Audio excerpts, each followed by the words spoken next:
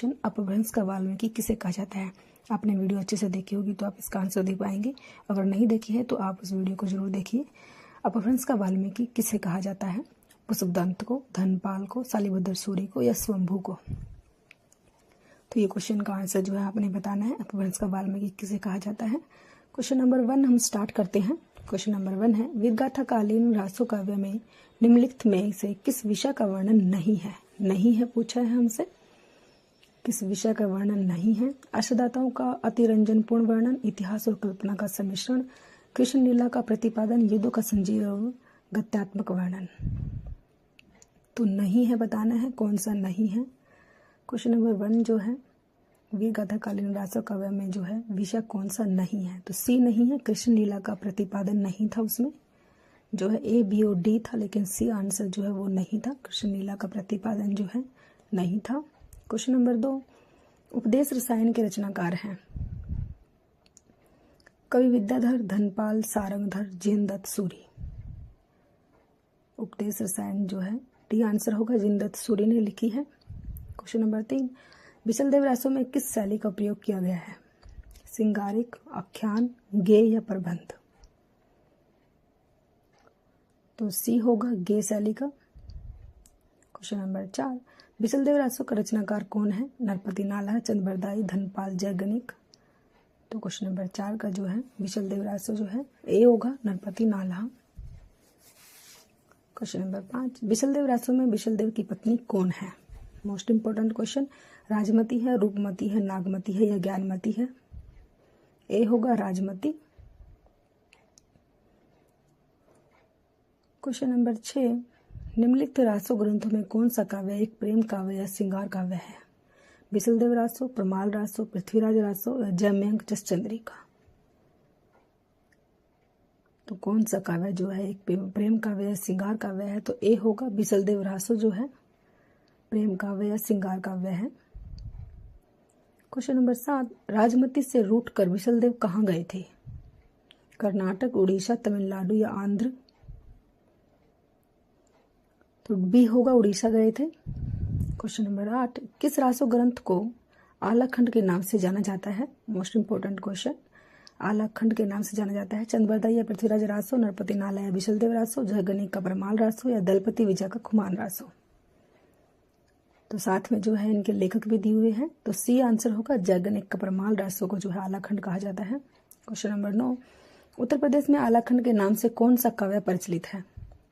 हमीर रासो, परमाल रासो, पृथ्वीराज रासो या खुमान रासो। कौन सा जो है काव्य जो है प्रचलित है। तो बी होगा, परमाल रासो आलाखंड नाम से जो है।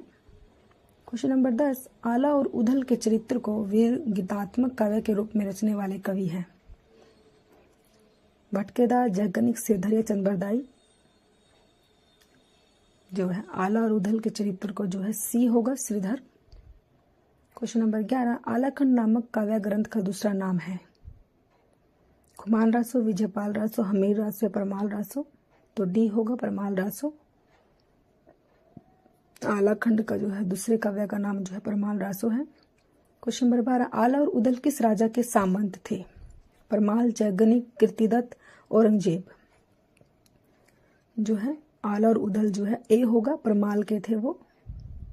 क्वेश्चन नंबर 13, 12 बरिस ले कुकर जिए सियार, बरिस 18 छत्री जिए, आगे जीवन को अधिकार। मोस्ट इंपोर्टेंट लाइन है, पेपर में बार बार आती है। सोहर, कजली, बिरहा या आलाहा। तो ये कौन सा है, ये क्वेश्चन नंबर 13 में बताना है। ये लाइनें पेपर में बार बार पूछी जाती है, मोस्ट इंपोर्टेंट है ये लाइनें। तो डी होगा, आल्हा है ये। क्वेश्चन नंबर 14, वीरगाथा काल के प्रसिद्ध प्रबंध काव्य का क्या नाम है।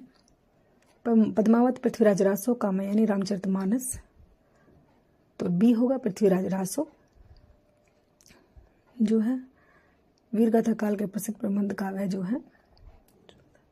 क्वेश्चन नंबर 15, हिंदी का प्रथम महाकाव्य है। प्रथम महाकाव्य कौन सा है। पृथ्वीराज रासो, बिचलदेव रासो, खुमान रासो या परमाल रासो। तो ए होगा, पृथ्वीराज रासो। महाकाव्य जो है, प्रथम महाकाव्य जो है वो पृथ्वीराज रासो है।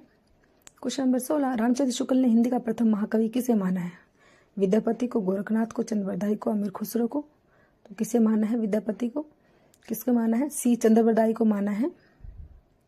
क्वेश्चन नंबर 17, चंद्रबरदाई किसके दरबारी कवि थे। महाराज हमीर के, महाराज विशलदेव के, महाराणा प्रताप के, महाराज पृथ्वीराज चौहान के। तो डी होगा महाराज पृथ्वीराज चौहान के।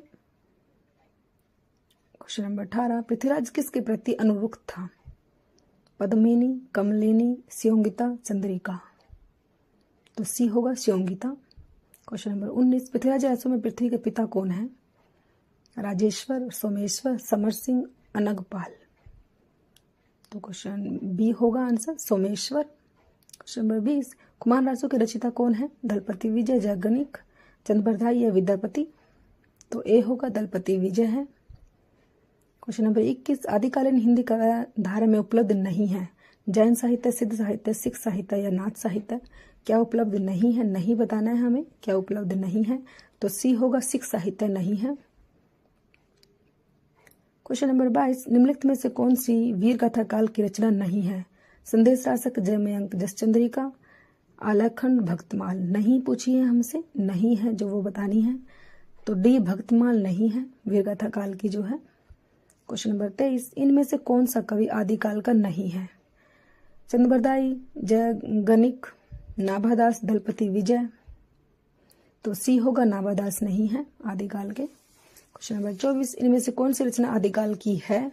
सुरसागर, विद्यापति, पदावली, बीजक, भ्रमर गीत। तो बी होगा विद्यापति पदावली जो है आदिकाल की है। क्वेश्चन नंबर 25, आदिकालीन साहित्य का प्रमुख रस है? शांत, हास्य, करुण या वीर। तो डी होगा वीर रस है। क्वेश्चन नंबर 26, विद्यापति के ने कुल कितने ग्रंथों की रचना की है? 10, 12, 16 या 14। तो डी होगा 14 ग्रंथों की। क्वेश्चन नंबर 27, विद्यापति के पद किस भाषा में रचित है? पहाड़ी, मैथिली, अवधी या पिंगल। कौन सी भाषा में है? तो बी होगा मैथिली। क्वेश्चन नंबर 28, दान वाक्यावली के रचनाकार है? विद्यापति, भूषण, जयदेव, पद्माकर। दान वाक्यावली जो है बी होगा भूषण। क्वेश्चन नंबर 29, विद्यापति इनमें से किस रचना के आधार पर मैथिल कोकिल कहलाई? पदावली, कृति पताका, कृति लता, उपयुक्त सभी जो है। तो ए होगा पदावली की वजह से जो है कहलाए। क्वेश्चन नंबर 30, विद्यापति को कृष्ण भक्तों की परंपरा में न समझना चाहिए, यह इनमें से किसका कथन है? हजारी प्रसाद द्विवेदी, रामचंद्र शुक्ल, रामकर वर्मा, बच्चन सिंह। तो बी होगा Ramchandra Shukla. Thanks for watching.